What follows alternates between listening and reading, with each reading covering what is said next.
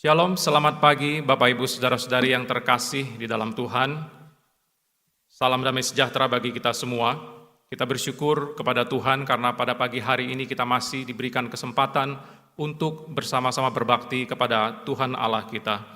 Saudara-saudari sekalian, selagi Tuhan memberikan nafas kehidupan bagi kita, mari jangan sia-siakan kesempatan ini. Mari kita bersama-sama dengan hati yang sungguh dan penuh dengan kerinduan, kita mau menghadap hadirat Tuhan. Kita mau memuji Dia dan kita menyembah Dia. Sebelum kita memulai ibadah kita, mari kita siapkan hati kita. Kita ambil waktu untuk saat teduh.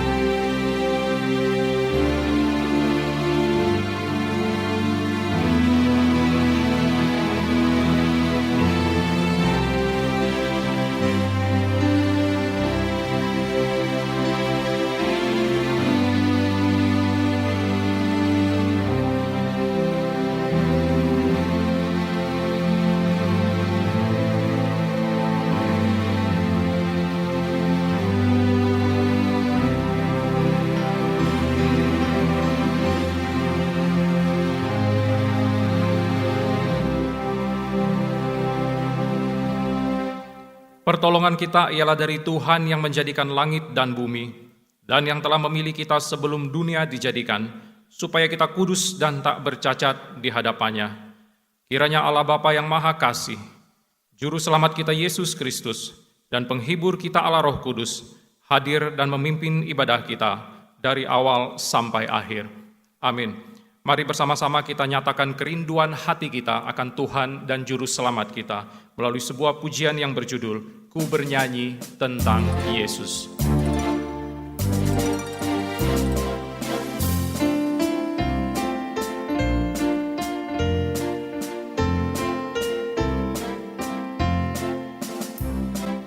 Hatiku penuhlah girang, Yesus telah selamatkanku.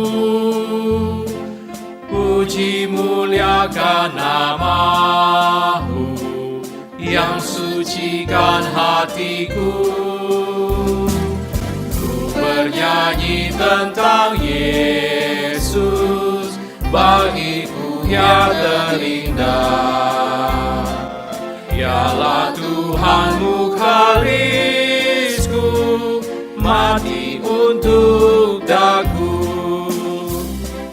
Tengah segala manusia, Dialah yang terindah. Segala rahmat anugerah, semua pemberiannya. Ku bernyanyi tentang Yesus, bagiku yang terindah. Ialah Tuhan mukalisku, mati untuk daku.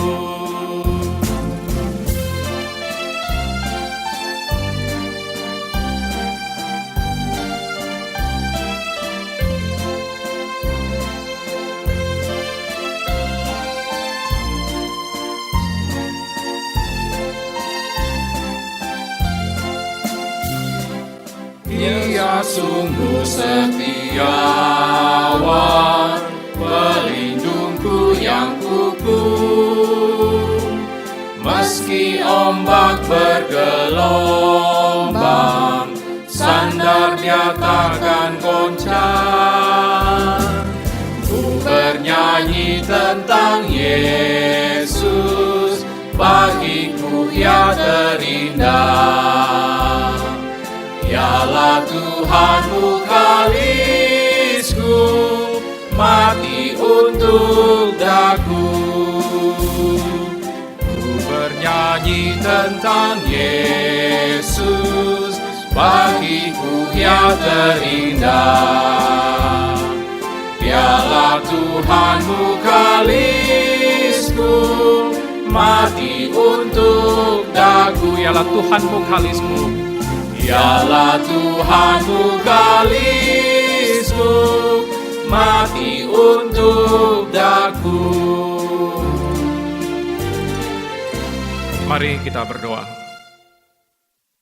Kami bersyukur kepadamu ya Bapa, karena saat ini kami masih diberikan kesempatan untuk bersama-sama bisa beribadah, bisa bernyanyi untuk memuji Engkau, dan terlebih nanti kami akan menerima makanan rohani kami lewat firman Tuhan yang akan disampaikan oleh hamba-Mu. Meskipun saat ini kami tidak berada satu ruangan dengan saudara-saudari kami yang lain, di mana saat ini saudara-saudari kami sedang beribadah di rumah masing-masing, namun kami percaya Roh Kudus senantiasa menyatukan hati kami dan memberkati ibadah yang kami adakan pada pagi hari ini. Biarlah ibadah ini dapat menjadi satu persembahan yang baik yang berkenan di hadapan-Mu ya Bapa. Ampunilah dosa kami ya Bapa, sehingga kami layak untuk berbakti kepada Engkau. Berkati setiap kami jemaat-Mu. Mungkin ada di antara kami yang sedang dalam pergumulan karena kondisi dunia pada saat ini. Kami mohon Tuhan berikan hikmat bagi kami semua, agar kami dapat terus mengandalkan Tuhan sebagai satu-satunya pengharapan dalam hidup kami. Kami juga menyerahkan hamba-Mu yang akan menyampaikan kebenaran firman-Mu. Berkati dan pakai dia untuk menyampaikan kehendak-Mu bagi kami semua. Inilah doa kami ya Bapa. Kami serahkan seluruh waktu kami, sepanjang ibadah ini berlangsung Roh Kudus yang pimpin. Terima kasih Bapa. Dalam nama Juru Selamat kami Yesus Kristus, kami berdoa. Amin. Saudara-saudari sekalian, di tengah-tengah kondisi dunia yang tidak jelas seperti saat ini, mungkin banyak di antara kita yang khawatir dengan masa depan kita. Firman Tuhan mengajarkan, sebab itu janganlah kamu khawatir dan berkata, apakah yang akan kami makan? Apakah yang akan kami minum? Apakah yang akan kami pakai? Semua itu dicari bangsa-bangsa yang tidak mengenal Allah. Akan tetapi Bapamu yang di sorga tahu bahwa kamu memerlukan semuanya itu. Kita akan menyanyikan sebuah pujian yang mengajarkan kita untuk percaya bahwa berkat Tuhan melimpah bagi setiap kita yang bersandar kepadanya.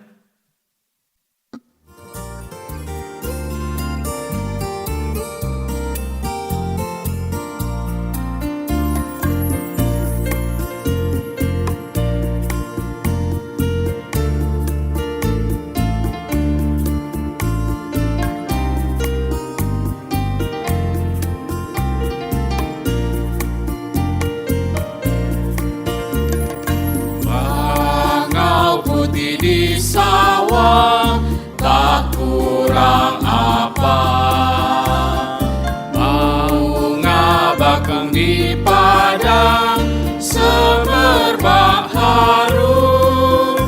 Tuhan yang Maha Kuasa tiap hari memberi berkat, pohon tumbuh dan berbuah, sungguh nyata kasih-Nya. Bangau putih di sawah,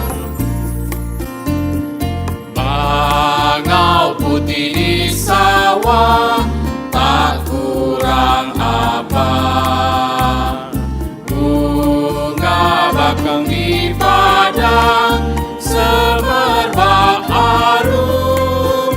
Tuhan yang Maha Kuasa tiap hari memberi berkat, pohon tumbuh dan berbuah, sungguh nyata kasih-Nya.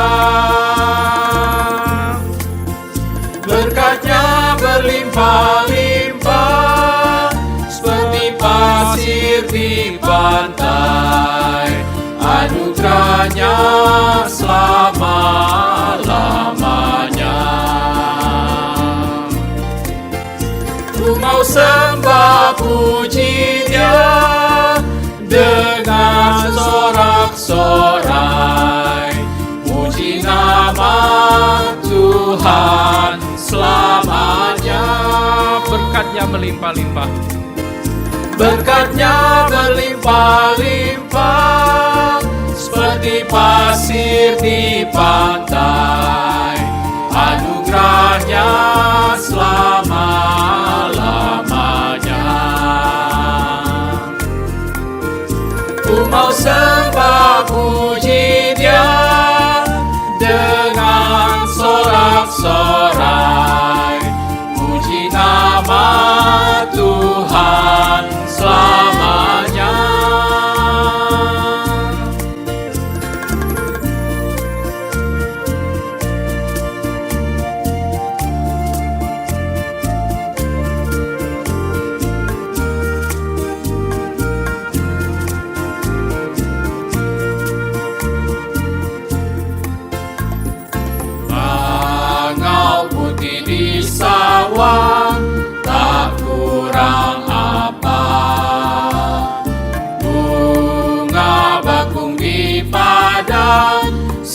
gemerbak harum, Tuhan yang Maha Kuasa, tiap hari memberi berkah.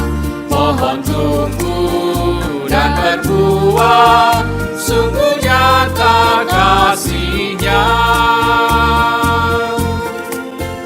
Berkat-Nya berlimpah-limpah, seperti pasir di pantai. Anugerah-Nya selama-lamanya. Ku mau sembah puji Dia dengan sorak-sorai. Puji nama Tuhan selamanya. Sekali lagi katakan, berkat-Nya berlimpah-limpah.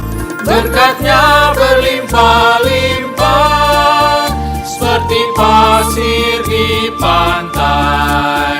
Anugerah-Nya selama-lamanya.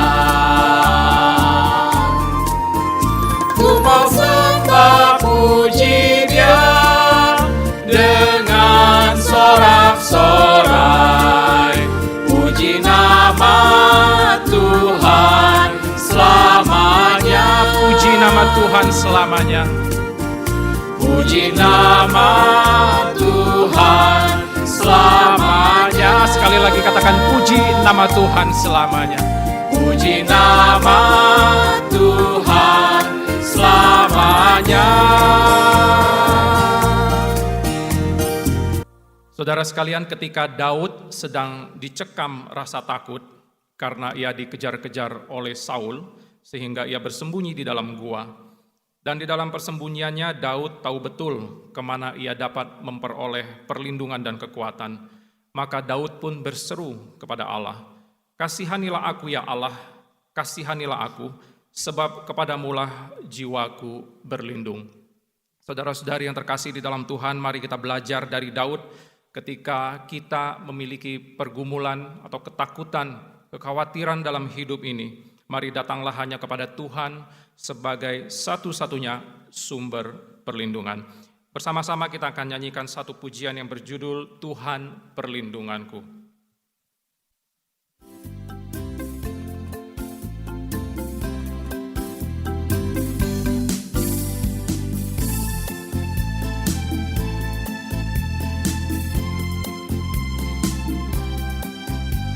Tuhanlah perlindunganku, Dia kekuatanku. Tuhanlah perlindunganku, Dialah kekuatanku,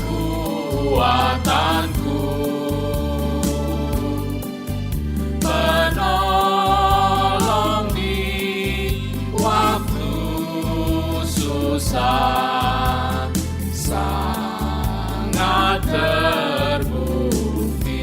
Tuhanlah perlindunganku. Tuhanlah perlindunganku,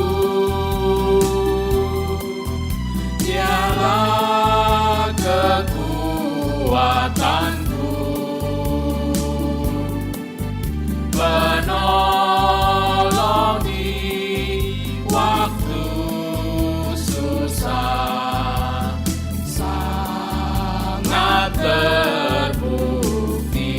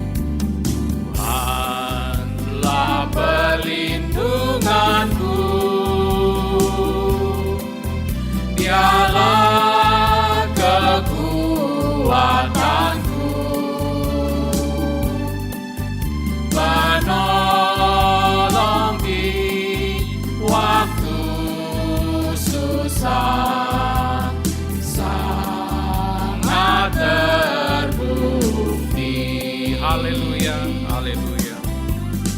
Haleluya, haleluya. Oh, mau puji Dia. Haleluya, haleluya. Oh, mau sembah Dia.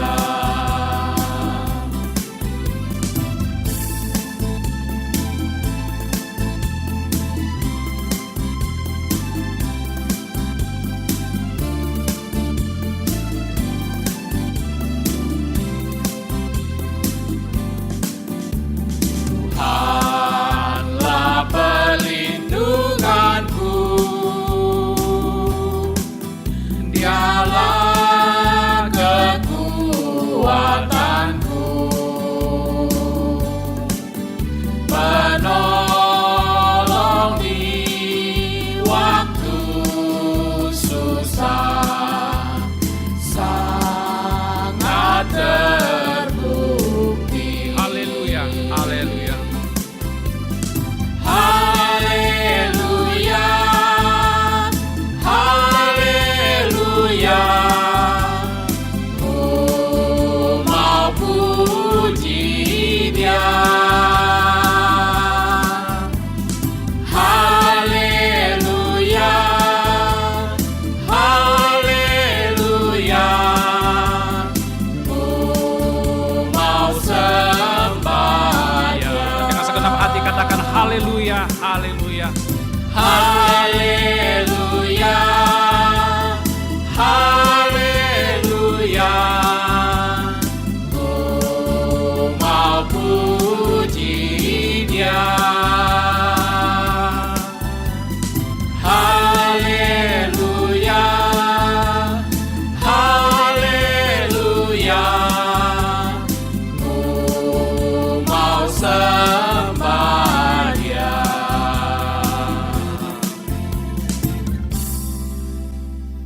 Selanjutnya bersama-sama kita mendeklarasikan hukum terutama. Dari Injil Matius pasal 22 ayat 37 sampai dengan ayat yang ke-40. Jawab Yesus kepadanya, "Kasihilah Tuhan Allahmu dengan segenap hatimu dan dengan segenap jiwamu dan dengan segenap akal budimu. Itulah hukum yang terutama dan yang pertama. Dan hukum yang kedua, yang sama dengan itu ialah, kasihilah sesamamu manusia seperti dirimu sendiri. Pada kedua hukum inilah tergantung seluruh hukum Taurat dan kitab para nabi." Amin. Selanjutnya Bapak Ibu sekalian, kita akan membaca firman Tuhan.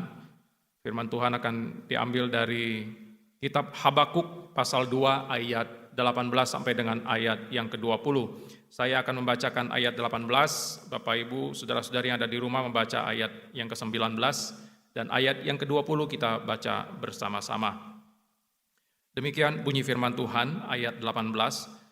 "Apakah gunanya patung pahatan yang dipahat oleh pembuatnya? Apakah gunanya patung tuangan pengajar dusta itu? Karena pembuatnya percaya akan buatannya, padahal berhala-berhala bisu belaka yang dibuatnya." Ayat 19. Celakalah orang yang berkata kepada sepotong kayu, "Terjagalah," dan kepada sebuah batu bisu, "Bangunlah." Masakan dia itu mengajar? Memang ia bersalutkan emas dan perak, tetapi roh tidak ada sama sekali di dalamnya. Bersama-sama. Tetapi Tuhan ada di dalam bait-Nya yang kudus. Berdiam dirilah di hadapannya, ia segenap bumi. Berikutnya kita akan mempersiapkan hati kita akan menyambut kebenaran firman Tuhan. Pada pagi hari ini akan dilayani oleh Guru Injil Filemon. Kita naikkan satu pujian dari PPK 146, "Jangan Engkau Lalu."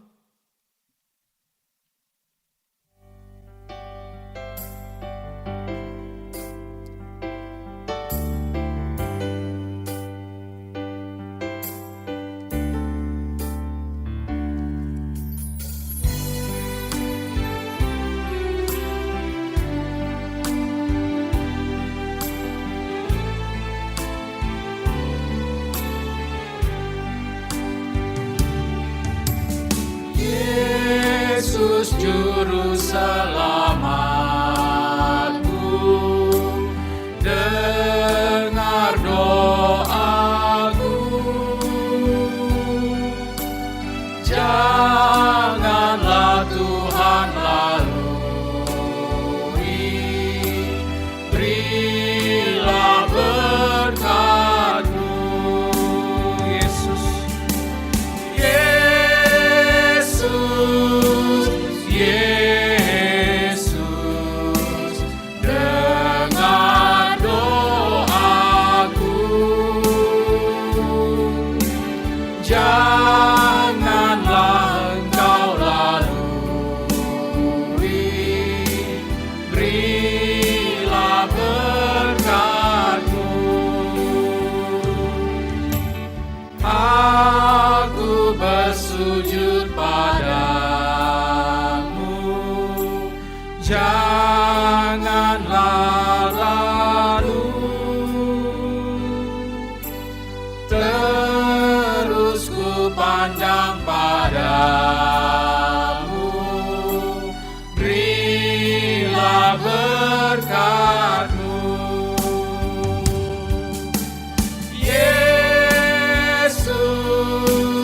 Yesus, dengar doaku. Janganlah Engkau lalui, berilah berkat-Mu.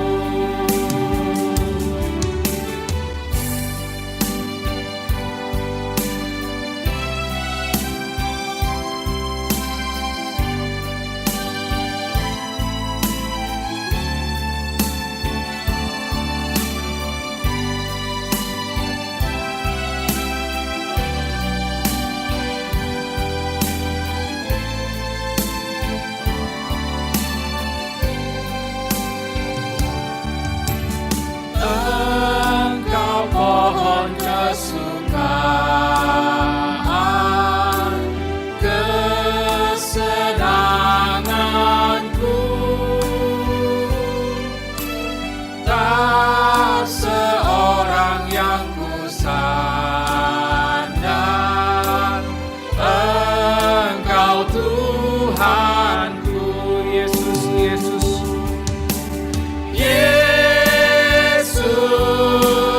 Yesus, dengar doaku. Janganlah Engkau lalui, berilah berkat-Mu. Kau sumber penghibur hati. Kau sumber penghibur hati. Kepada hambanya waktu dan tempat kami persilakan. Senantiasa ku minta Tuhan beserta selama-lamanya. Yesus, dengar doaku. Janganlah Engkau lalui, berilah berkat-Mu.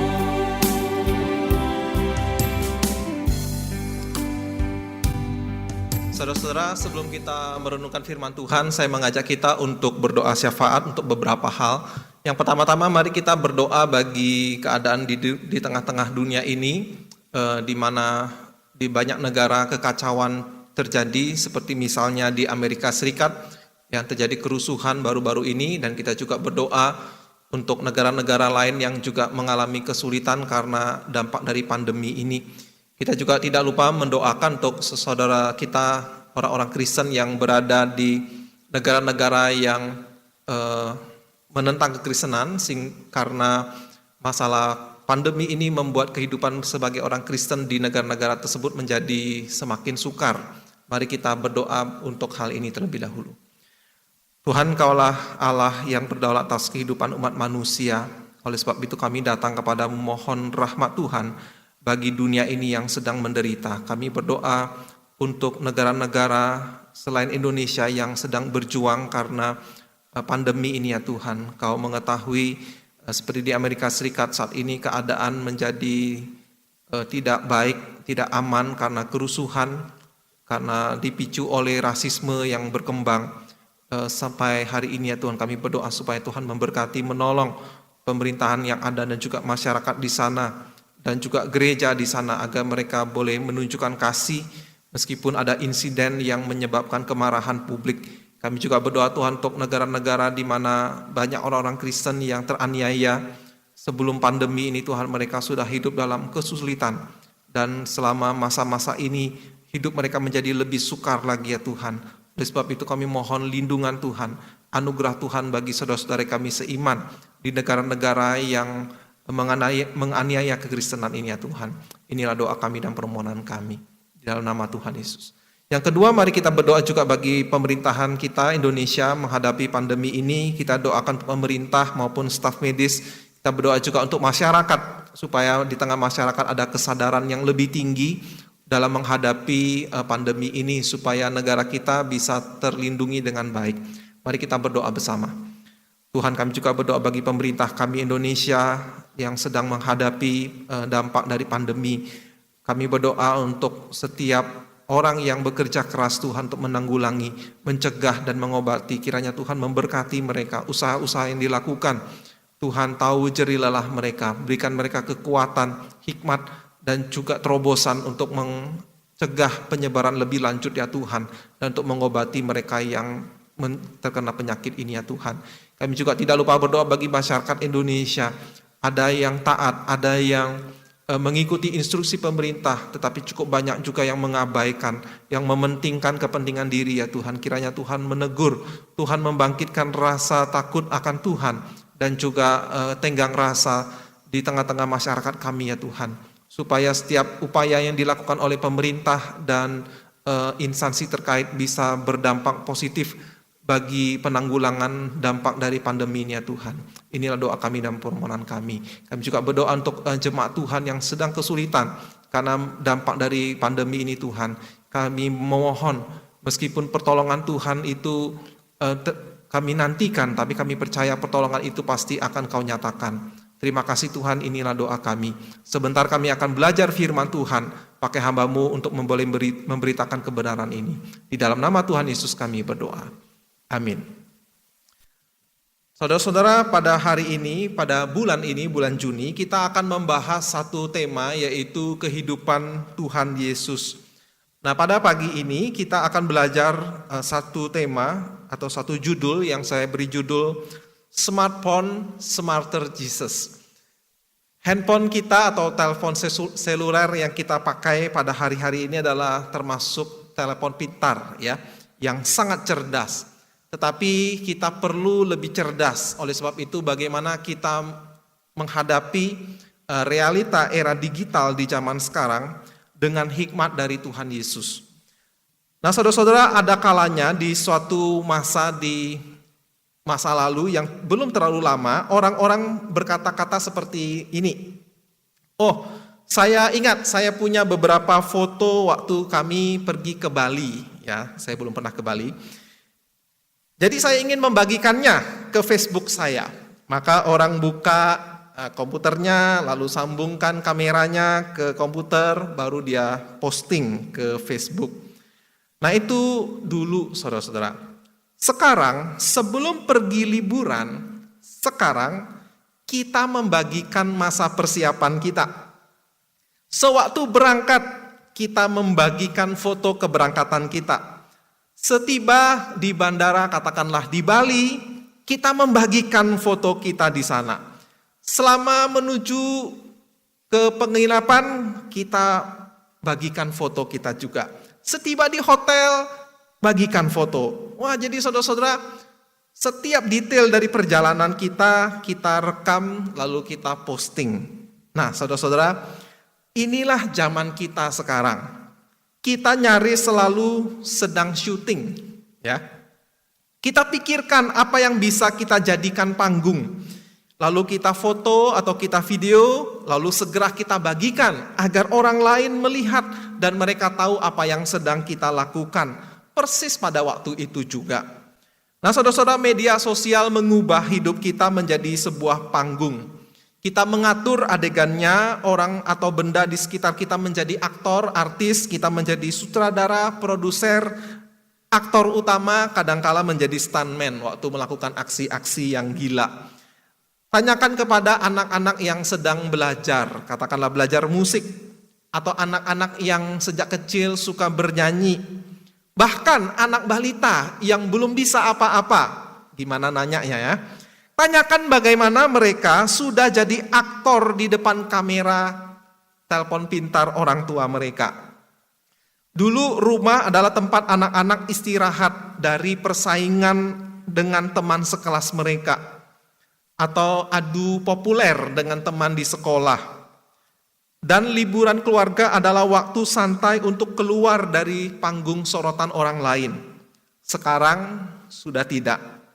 Anak-anak membawa kontes popularitas dan saling membanding-bandingkan selama 365 hari, 7 hari seminggu, bahkan di rumah maupun di liburan keluarga.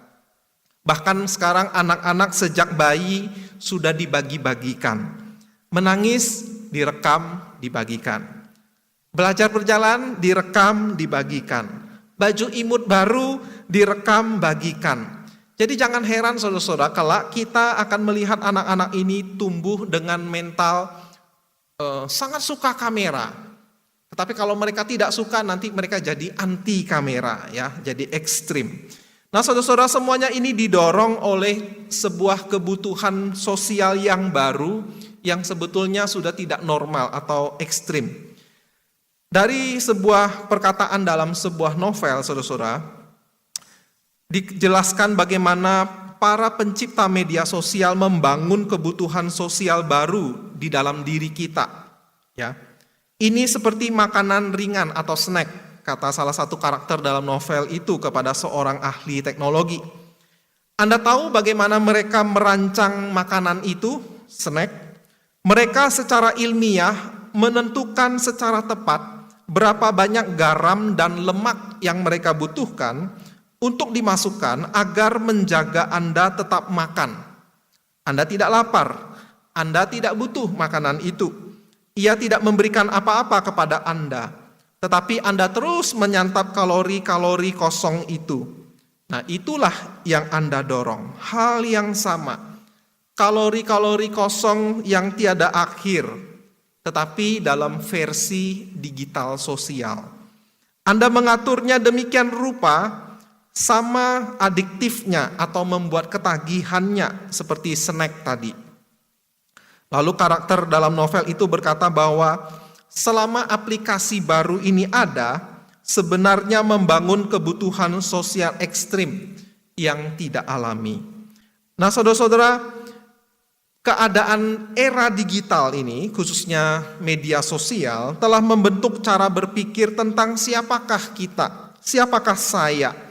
Ya, apa yang mendorong orang segala usia sekarang secara kompulsif mencari handphone agar kita bisa memposting lalu melihat diri kita sendiri menerima seberapa banyak like? Mengapa media sosial menjadi bagian dari ritual sehari-hari kita mendadani diri? Mengapa sekarang orang-orang lapar pengakuan secara online? Mengapa postingan-postingan tidak suka atau mungkin emotikon-emotikon yang melecehkan atau tidak tertarik itu terasa seperti penghinaan terhadap diri kita? Mengapa kita sampai kepada titik kebutuhan sosial yang ekstrim, yang tidak natural ini? Nah, saudara-saudara, untuk jawabannya mari kita kembali kepada firman Allah dan secara khusus yaitu Yohanes pasal 5. Hal-hal yang Yesus alami pada waktu itu berubah dengan cepat. Yesus pada waktu di Yohanes 5 ini, Yesus sedang populernya, tetapi kemudian keadaan berubah. Ya, Yesus melanggar Sabat, kata mereka. Lalu ada orang Yahudi yang ingin membunuhnya karena dia menolong orang di hari Sabat. Lalu di Yohanes 5 ayat 30 dan seterusnya, Yesus berbicara secara langsung kepada para pemimpin agama yang tadinya ingin membunuh Yesus. Lalu Yesus berkata seperti ini. Yohanes 5 ayat 30 hingga 36. Aku tidak dapat berbuat apa-apa dari diriku sendiri. Aku menghakimi sesuai dengan apa yang aku dengar, dan penghakimanku adil. Sebab aku tidak menuruti kehendakku sendiri, melainkan kehendak Dia yang mengutus aku. Kalau aku bersaksi tentang diriku sendiri, maka kesaksianku itu tidak benar.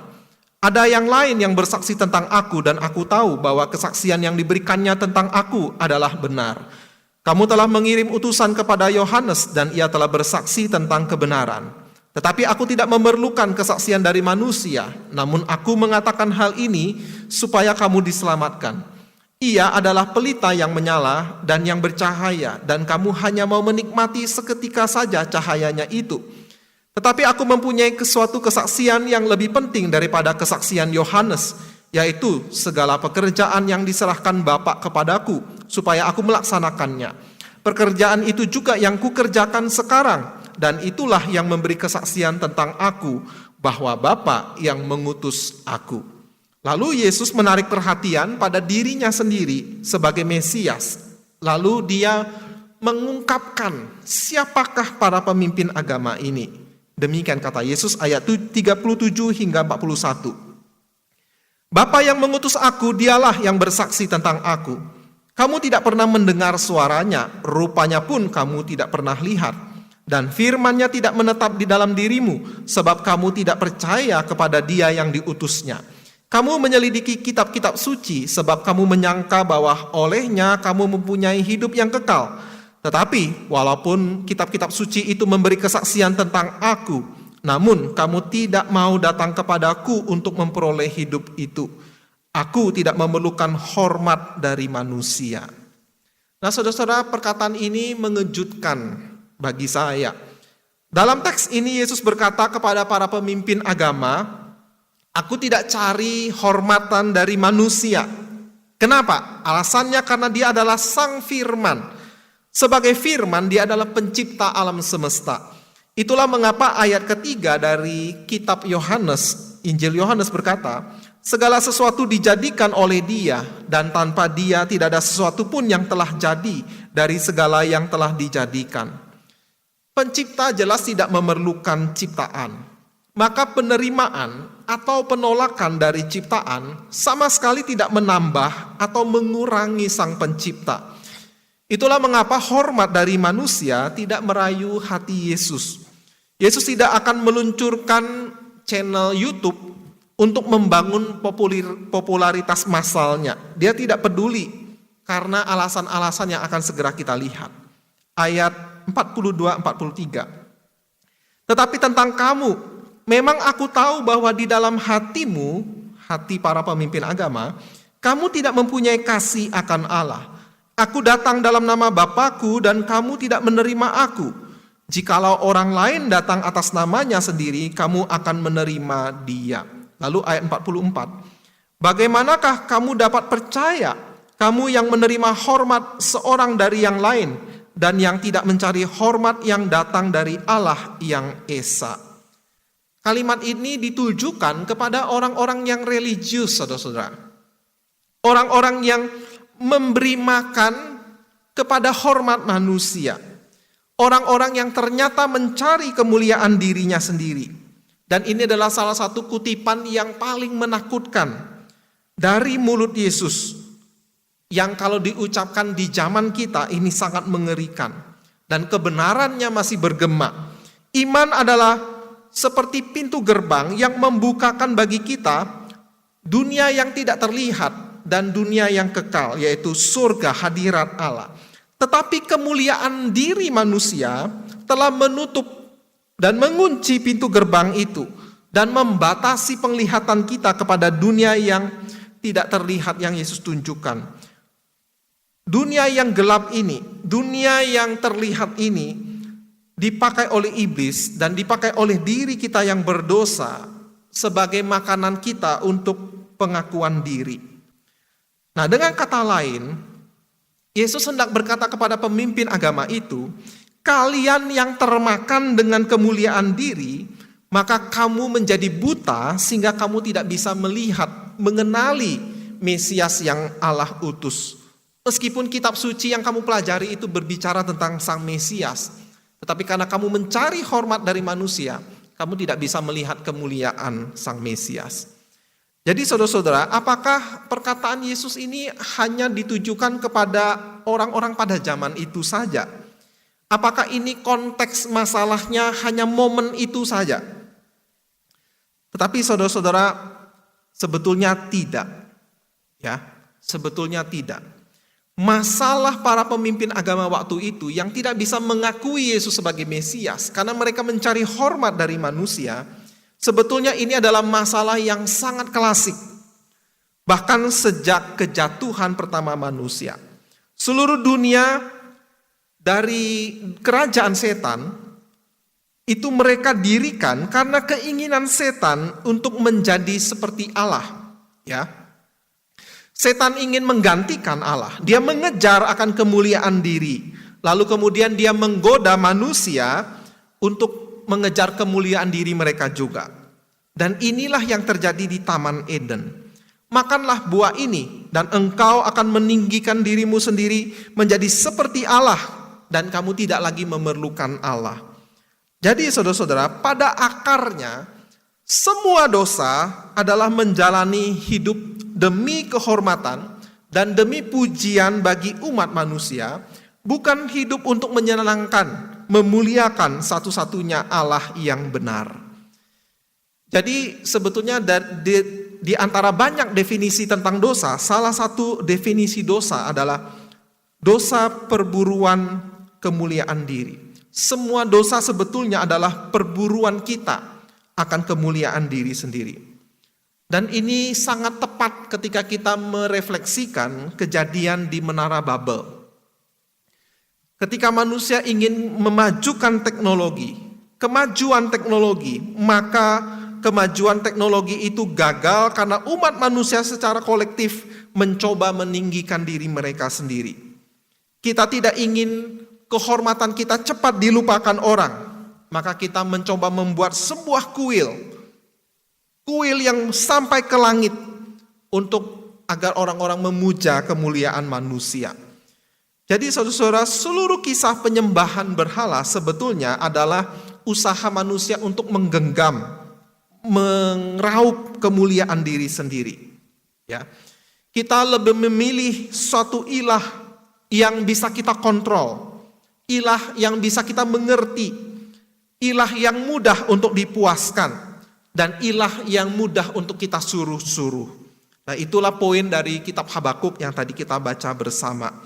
Apa gunanya patung pahatan yang dipahat oleh pembuatnya? Apa gunanya patung tuangan pengajar dusta itu? Jadi sia-sia sebetulnya saudara-saudara. Dan penyembahan berhala adalah tentang kemuliaan diri. Waktu kita mengejar kemuliaan diri, pada saat yang sama sebetulnya kita menolak kemuliaan Allah. Inilah yang pemazmur mengerti di dalam Mazmur 106 ayat 20, 19 dan 20. Mereka membuat anak lembu di Horeb, sujud menyembah kepada patung tuangan. Mereka menukar kemuliaan mereka dengan bangunan sapi jantan yang makan rumput. Menarik sekali, mereka menukar kemuliaan mereka. Jadi Allah adalah kemuliaan mereka seharusnya. Tetapi mereka menukarnya dengan sapi jantan yang makan rumput. Jadi saudara-saudara, saya merasa tergelitik ya, karena salah satu merek handphone yang terkenal di seluruh dunia adalah apel yang digigit. Ya. Apakah yang buat logo itu, saya tidak tahu siapa. Apakah itu ada kaitannya dengan apel di Taman Eden? Ya, ini sebetulnya hanya sebuah lelucon saja. Tapi apel yang tergigit itu di lambang handphone itu seolah-olah ingin menunjuk kepada peristiwa di Eden. ketika manusia memakan buah yang Tuhan larang itu, sebetulnya manusia ingin memuliakan dirinya sendiri. Ya, saya tidak mengatakan menuduh perusahaan itu, saudara-saudara, ini mungkin hanya kebetulan saja, dan ini hanya lelucon saja ya. Tapi kita mengingat bahwa ketika manusia makan buah itu, dia sebetulnya makan karena ingin mencari kemuliaan bagi dirinya sendiri. Nah, bagaimana dengan smartphone kita? Kita pakai untuk apa sekarang? Ya, apakah jepretan demi jepretan itu, ya, setiap klik yang kita posting itu adalah sebuah upaya agar kita meraup kemuliaan bagi diri kita sendiri. Jadi saudara-saudara, bagaimana kita mengatasi, bagaimana kita menghadapi dunia yang populer seperti itu sekarang? Bagaimana kita jangan sampai terjerat lalu binasa karena kita mengejar kemuliaan manusia, bukan kemuliaan Allah. Nah, inilah tujuan dari Yesus datang lalu mati di atas kayu salib. Ya. Ketika Yesus berkonfrontasi kepada para pemimpin agama Yahudi di Yohanes 5 ini, Yesus menatap mereka dan dia seolah-olah sedang menarik garis lurus. Kamu ingin memilih, kamu harus memilih. Apakah engkau mencari kemuliaanmu sendiri atau kamu mencari kemuliaan Allah? Apakah hidupmu akan menjadi kaki tangan bagi sanjungan teman-temanmu, atau hidupmu engkau lakukan segalanya demi kemuliaan Allah dalam Kristus? Inilah sebetulnya inti pokok dari persaingan Yesus dengan para pemimpin agama. Para pemimpin agama itu merasa Yesus adalah saingan mereka. Dan ini adalah konflik dalam diri setiap kita juga hari ini, yang kita harus perangi, yang harus kita hadapi di era digital ini. Nah, seorang teolog, seorang hamba Tuhan bernama Thomas Reinke mengenali ada 5 bentuk pencarian kemuliaan diri yang terjadi pada dunia media sosial kita. Yang pertama adalah kita mencari kemuliaan diri dengan mencari pengakuan diri. Ya, ketika orang membuat postingan foto dirinya atau video dirinya, maka jumlah like, jumlah komentar positif itu menjadi tolok ukur saya ini seberapa berharga. Saya ini cukup dihargai orang atau tidak, nilai diri. Yang kedua, kemuliaan diri dengan cara mencari dukungan kelompok. Kita melihat di dalam komentar-komentar, kalau kita melihat postingan misalnya video atau Instagram, ya, kita melihat komentar, ada yang menghujat, ada yang ikut mendukung, ada yang membela. Saudara-saudara, kemuliaan diri dengan mencari dukungan kelompok, ini pengelompokan antar masyarakat ini menjadi semakin cepat lewat media sosial. Dan ketika orang saling menghujat atau mendukung, membela, ya, kelompok-kelompok terbentuk. Dan di situ ada kepuasan tersendiri ketika membuat postingan-postingan seperti itu atau komentar seperti itu. Yang ketiga, kemuliaan diri akan kemarahan moral. Para pemimpin agama Yahudi di zaman Yesus, mereka terkenal karena sebagai pemimpin agama, mereka itu sering marah-marah terhadap keadaan moral masyarakat. Dan ini menjadi komoditas penjualan diri mereka. Kalau Anda punya kemarahan moral seperti kami, kata mereka, atau ketidakpuasan terhadap masyarakat atau terhadap pemerintah, maka Anda bisa masuk dalam kelompok kami. Kalau tidak, Anda keluar. Nah, kelompok keagamaan adalah bentuk besar pencarian kemuliaan diri. Lalu merasa moralnya lebih tinggi. Inilah mental kemuliaan orang Farisi. Nah, saudara-saudara, karena mereka memandang tinggi kemuliaan diri mereka, mereka tidak dapat melihat kemuliaan Sang Mesias, Juru Selamat. Hanya orang yang melihat kemuliaan Kristus itu begitu tinggi, maka dia bisa merendahkan diri. Atau sebaliknya, orang yang bisa merendahkan diri, baru bisa melihat kemuliaan Sang Mesias. Bentuk yang keempat, kemuliaan diri akan kesalehan. Ya, ada mirip-miripnya dengan yang nomor 3. Tetapi ini bukan kemarahan, tidak selalu. Tetapi dalam bentuk kesalehan. Ya, media sosial menjadi ajang citra diri, menunjukkan diri yang saleh. Mirip dengan orang Farisi di masa Yesus, Mereka sering berdoa di persimpangan jalan agar dilihat orang. Nah, orang-orang religius pada zaman sekarang suka memposting kegiatan-kegiatan rohani yang mereka lakukan, ya. Sebetulnya Tuhan Yesus berkata, kalau kamu melakukan kebaikan atau melakukan keagamaanmu, lakukan itu di tempat yang tersembunyi. Lakukan itu dengan diam-diam. Nah, sekarang ini orang memakai media sosial untuk memamerkan kesalehan diri. Yang kelima, yang terakhir, kemuliaan diri karena rasa tidak tahu malu. Nah, kalau yang tadi itu memakai moral, memakai keagamaan, memakai hal yang positif untuk kepentingan diri. Yang kelima ini justru kebalikannya. Media sosial sekarang marak dipakai untuk menunjukkan saya ini orang bebas. Dan bebas artinya tidak khawatir opini orang. Ya. Kalau kita melihat ada orang yang sepertinya malah doyan dihujat. Ya, makin dihujat makin senang dia. Yang penting saya dilihat banyak orang. Yang penting saya menjadi pusat perhatian apapun caranya. Apalagi semakin banyak penonton, ya lewat konten-konten media sosial, kemungkinan uang masuk juga lebih besar, saudara-saudara. Sudah umum orang yang punya pemahaman seperti berikut ini. Kalau Anda ingin menarik perhatian, menjadi viral di media sosial, seperti TikTok atau platform media sosial lainnya, yang pertama, tampilkan dirimu dengan menampilkan penampilan-penampilan ketidaksenonohan seksual. Yang kedua, kamu tampilkan perayaan keduniawian. Atau yang ketiga, kamu menerima lelucon yang kasar. Yang sebetulnya firman Tuhan katakan, disebut pun jangan di antara kamu, di antara orang-orang percaya. Efesus 5 ayat 3 dan 4. Tetapi saudara-saudara, inilah yang menjadi populer di zaman kita sekarang.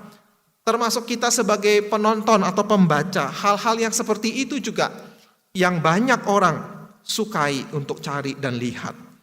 Nah, sebenarnya saudara-saudara, kita semua punya masalah kemuliaan diri ini. Tidak peduli berapa usia kita, apakah kita orang yang memakai smartphone atau kita memakai tidak smartphone, ya, telepon bodoh. Kita semua tahu secara insting, ya. Saya berikan contoh. Misalnya Anda bukan lagi mahasiswa atau siswa, lalu ketemu dengan teman masa lalu, teman sekelas, ya. Lalu dia bilang, ini loh ada foto kita dulu masih sekolah. Nah, waktu kita melihat foto itu, apa yang kita cari lebih dulu? Ayo jujur. Pasti yang kita cari dulu adalah foto diri kita. Ya, kita cari di foto itu mana muka kita. Lalu kita lihat muka kita jelek apa enggak. Ya. Setelah kita lihat, barulah kita merasa aman untuk melihat teman yang lain. Oh si ini, oh ini. Nah saudara-saudara, ini sebetulnya adalah gejala-gejala yang menunjukkan bahwa kita memang sebetulnya manusia yang cenderung ingin memuliakan diri sendiri. Ya. Tetapi ada kabar baiknya. Ya. Kabar baiknya, kita memang diciptakan untuk menyentuh kemuliaan, untuk menikmati kemuliaan. Itulah tujuan hati kita dibuat. Tetapi diri kita sendiri bukanlah objek kemuliaan itu, bukanlah pusat kemuliaan itu. Kemuliaan diri sendiri tidak akan bisa memenuhi hati kita. Bahkan selebriti terbesar, ya, orang yang paling kita kagumi tidak akan bisa memenuhinya. Sebuah kemuliaan yang lebih besar haruslah yang menjadi pemuas kita. Kemuliaan yang bukan diciptakan, tetapi kemuliaan pencipta. Di dalam ribuan cara kita mencari kemuliaan diri, Yesus sangat jelas ketika dia memberitahu kita bahwa pencarian kemuliaan diri buat dirimu sendiri membuat iman yang sejati itu tidak bisa bekerja.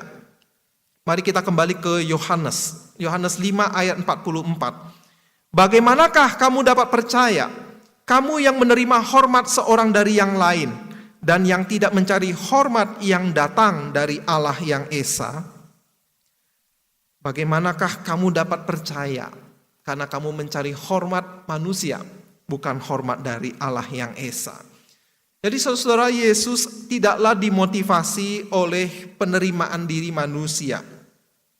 Yesus sebetulnya tidak punya kepekaan atau mati perasaannya akan kemuliaan dari manusia.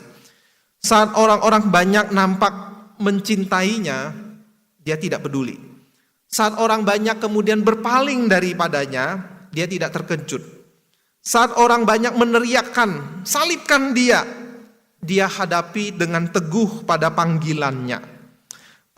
Popularitas manusia itu tidak tetap dan sia-sia. Bahkan popularitas yang dimotivasi oleh keagamaan adalah sia-sia dan tidak bertahan.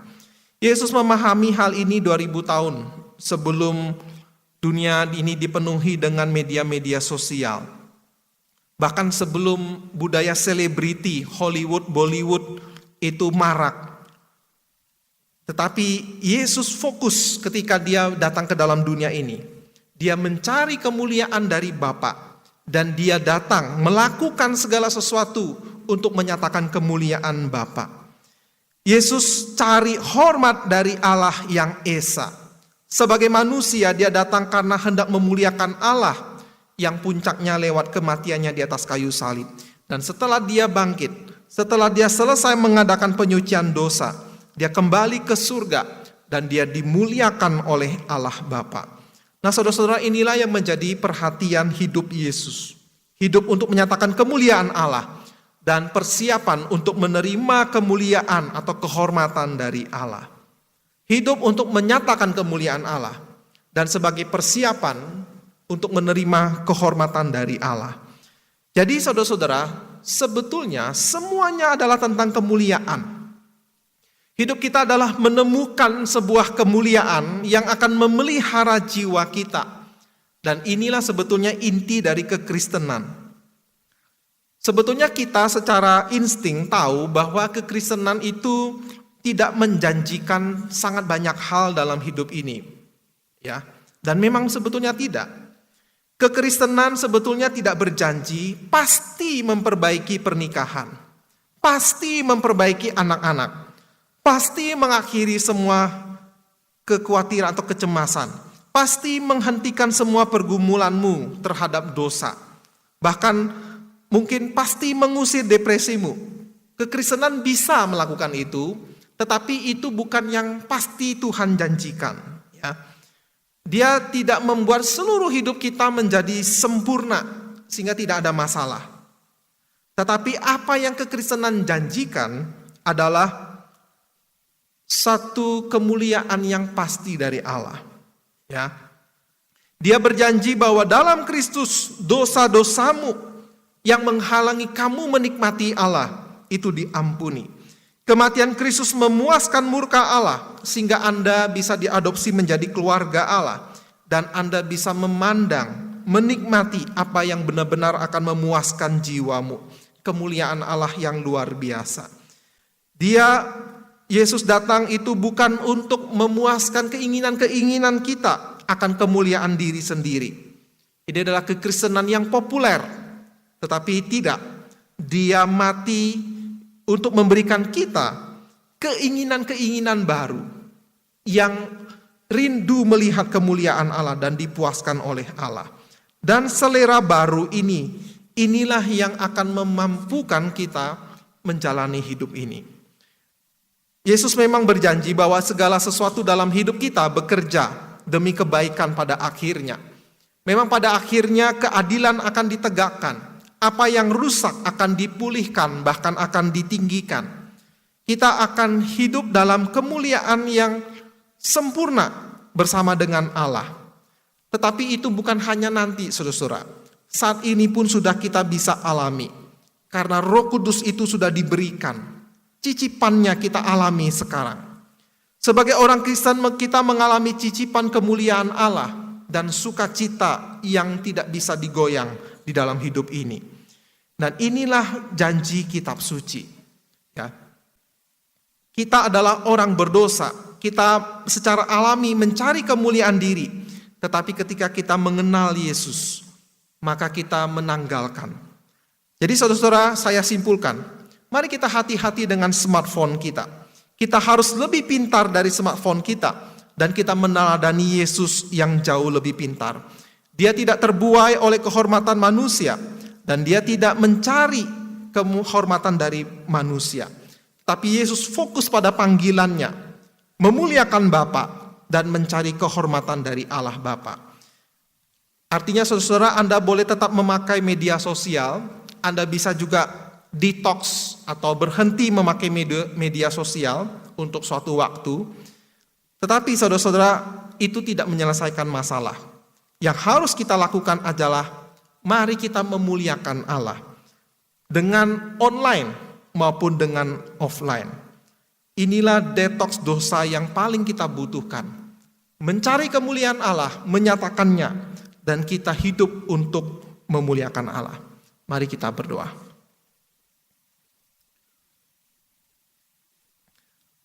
Tuhan, tolonglah kami yang hidup di era digital ini.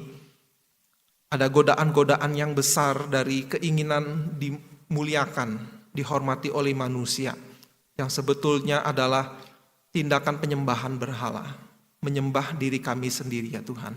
Ampunilah kami dan berikanlah kami hati yang baru, agar ketika kami online ataupun offline, ketika kami memposting apapun, kami membuat video apapun, konten untuk channel yang kami buat, itu adalah untuk menyatakan kemuliaan Tuhan. Dan biarlah Tuhan, kemuliaan Tuhan itulah yang menjadi pemuas hidup kami, yang membuat kami menanggalkan dosa dan hidup bertahan di tengah-tengah kesulitan-kesulitan yang kami hadapi.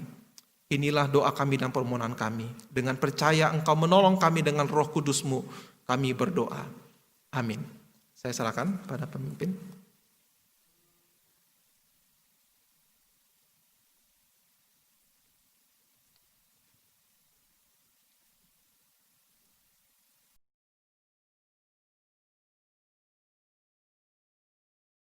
Demikianlah firman Tuhan yang telah disampaikan, kiranya dapat menjadi berkat bagi setiap kita yang mendengarkannya. Saudara-saudari sekalian, sebagai respon kita akan firman Tuhan yang baru saja kita dengar, mari bersama-sama kita angkat satu pujian dari PPK 145, Tak Kulupakan Engkau.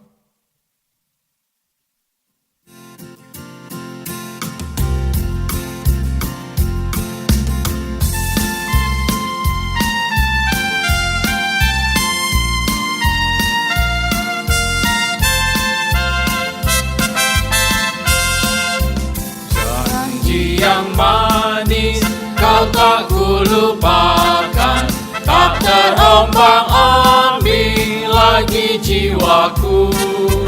Walau lembah hidupku penuh awan, nantikan cerahlah langit di atasku.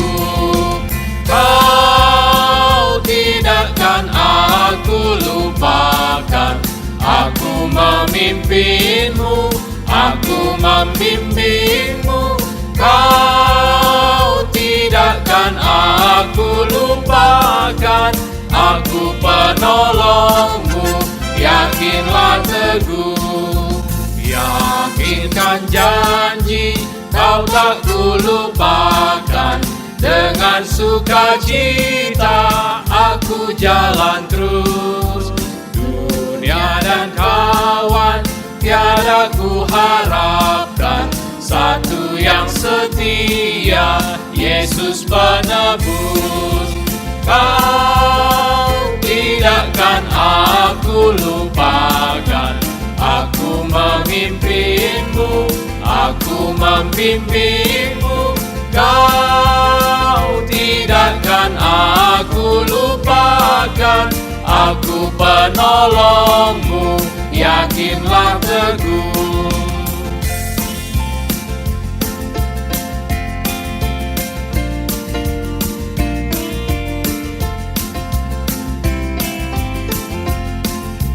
Dan bila pintu surga dibukakan, selesailah sudah susah dan lelah. Kan ku dengarlah suara mengatakan, hamba yang setiawan, mari masuklah.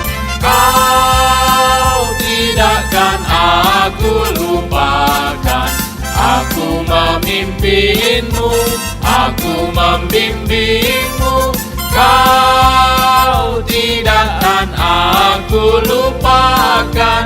Aku penolongmu, yakinlah teguh. Selanjutnya waktu kami serahkan kepada contoh Yoel untuk menyampaikan berita gembala.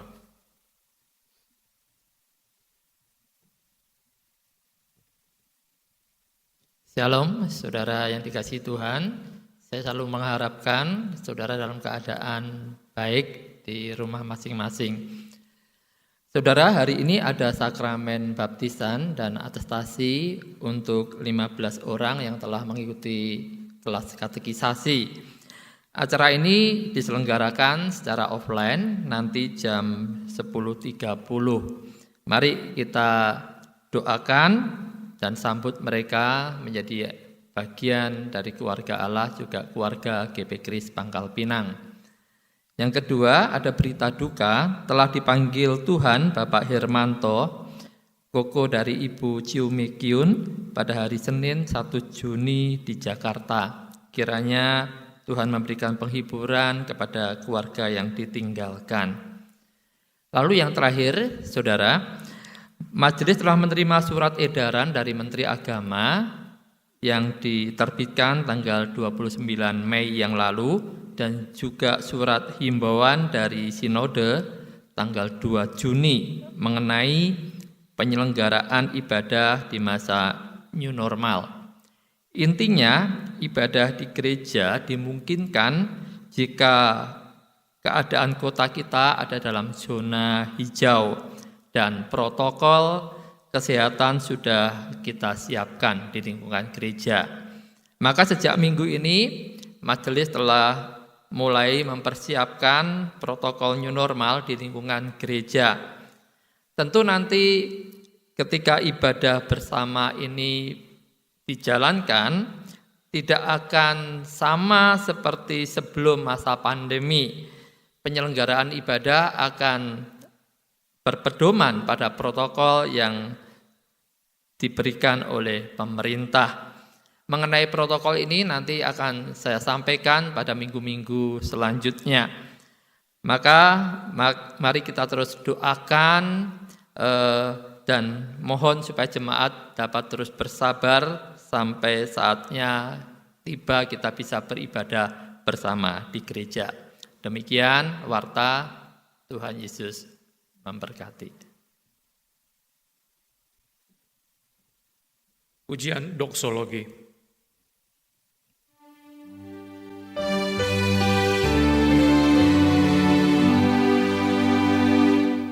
Puji Allah Bapa Putra, puji Allah Roh Kudus, ketiganya yang esa. Pohon selamat sumber berkah.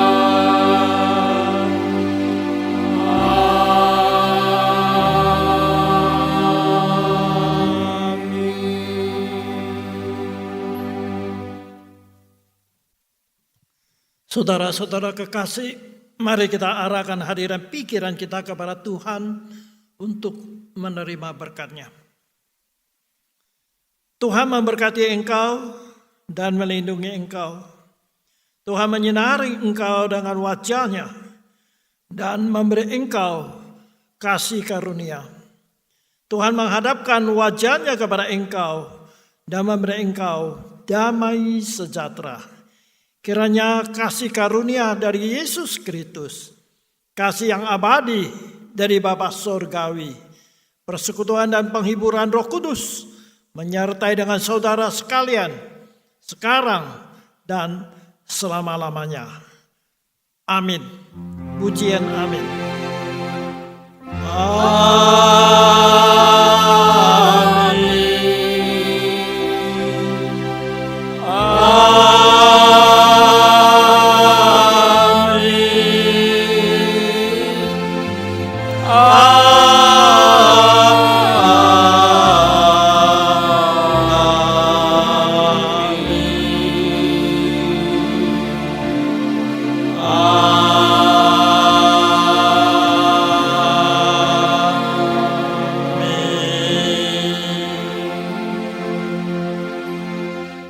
saat teduh kebaktian selesai. Tuhan berkati kita sampai berjumpa kembali. Amin.